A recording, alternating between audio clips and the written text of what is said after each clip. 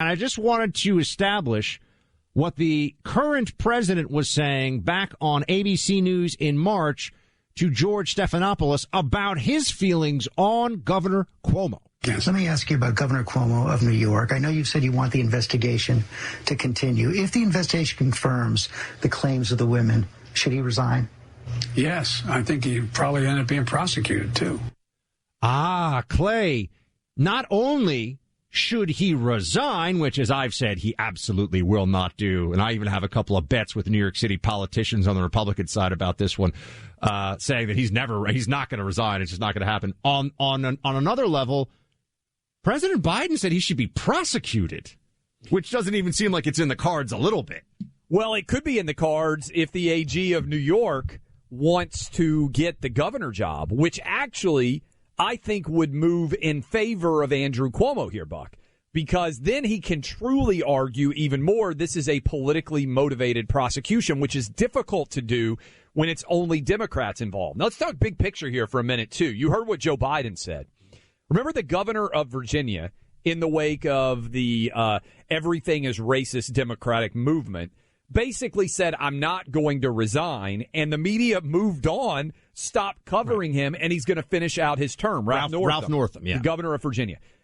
If Andrew Cuomo survives this, if he is able to finish his term and or run for re-election again in 2022, what this could represent on a big, broad scale is Me Too's over. Think about this. Because if Democrats are unable to remove the 11-time accused current sitting governor of New York, despite an independent investigation by the state attorney general, which confirms the allegations of the women, then how in the world can anyone politically ever be removed? And remember, this is significant. These are not random women that don't have a connection to his job. These are mostly women who worked in his office, which is the definition of sexual harassment.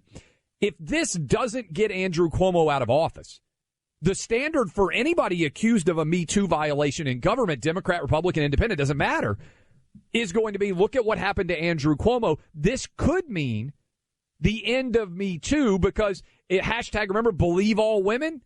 That's going up in smoke right now. That was the argument that existed in the Brett Kavanaugh situation. I think you could argue that already, because of the obvious politicization of it against Kavanaugh, was no longer considered a fair and credible standard by anybody who believes in fairness or credibility. Yes. On the Cuomo side of things, here you have somebody who is a very connected, powerful Democrat who, remember, is also tied into the whole COVID narrative. He's tied into the Democrat response in 2020, the Biden campaign saying, look at who did a great job.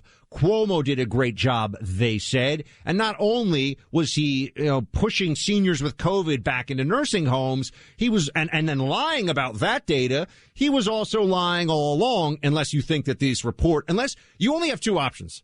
These women are lying or Cuomo is lying. This is, there's no third option in terms of whether he touched them or not. And so the Democrats feel like this guy going down overall is too much of a brand hit for them. So they're going to make we're going to have all these statements, Clay, oh, this is an outrage, oh, this.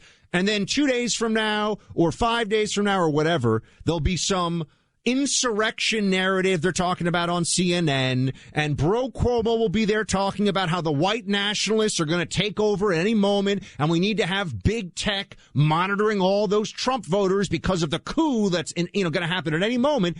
And everything we've seen today from Governor Cuomo starts to sound like background noise. Everything we've heard, all the allegations, and this guy, not only does he stay in office, he runs for re-election. And Clay, not only does he run for re-election, he wins. Here's the needle that I would say Andrew Cuomo is trying to finesse. You said either he is lying or the women are lying. And I think that's the way most people would acknowledge it. But remember, his opening line almost was, I never touched anyone inappropriately or made inappropriate sexual advances. That isn't who I am or have ever been. That's Andrew Cuomo. Let's look at some of the work that these sentences are doing. Remember, this was a masterfully crafted defense when he knew already what the outcome of this investigation was going to be. Remember Bill Clinton came on in the Monica Lewinsky response and later would get prosecuted for lying under oath. And remember what his defense is? That depends on what the meaning of the word is, right? Because if you remember Bill Clinton's initial response, he said there is no sexual relationship. And his defense was, that means right now. He didn't say there was no sexual relationship. He said there is no sexual relationship, meaning he called it off. Why do I bring that up? If you look at what Andrew Cuomo is saying, he says, I never touched anyone inappropriately or made inappropriate sexual advances. The word there that is doing a lot of work is inappropriate. Inappropriate is a term of art. What is or is not inappropriate in terms of touching, in terms of commentary, is really up to the mind of the person, right? Well, you can't say I never touched anybody because they had a collage of dozens of photos of him doing the Fredo brother smooch on the cheek thing. He admitted, in fact, to touching people all the time. He admitted to the commentary that might be involved in his office.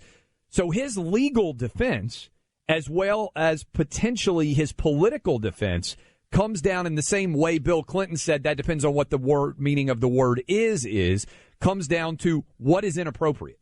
What is inappropriate and how do you define it in the context of the office at play here?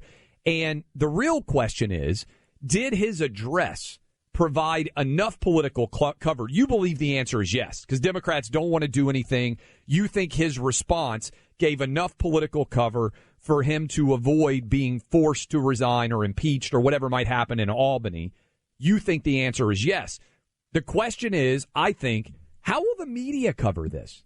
And think about how the media would cover this if it were a Democrat versus Republican. It is a Democrat, right? Yeah. If it were a Republican, sure.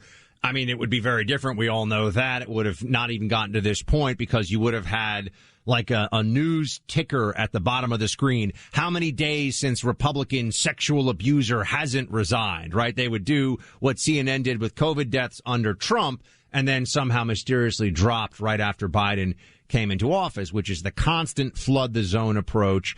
But Cuomo's defiance here to anybody who understands New York State politics, how things work up in Albany, who owes whom favors, and how the system actually functions. We're in a one-party, Democrat-controlled state. They have an iron grip over what goes on in the legislature. And Cuomo has a lot on a lot of people, Clay. His family is very entrenched with a lot of the most powerful Democrats in Albany. And there's just not going to be enough. Right now, I understand it feels like, oh my gosh, look what just happened. But, I mean, this guy didn't resign when it came out that he was lying about the seniors dying in nursing. It's not just that he had bad policies. He covered up the numbers by 50% of people dying in a pandemic. If Democrats aren't going to try to push him out of office or even investigate or charge him, if they're not going to do that, they're not going to do it over inappropriate comments and inappropriate touching.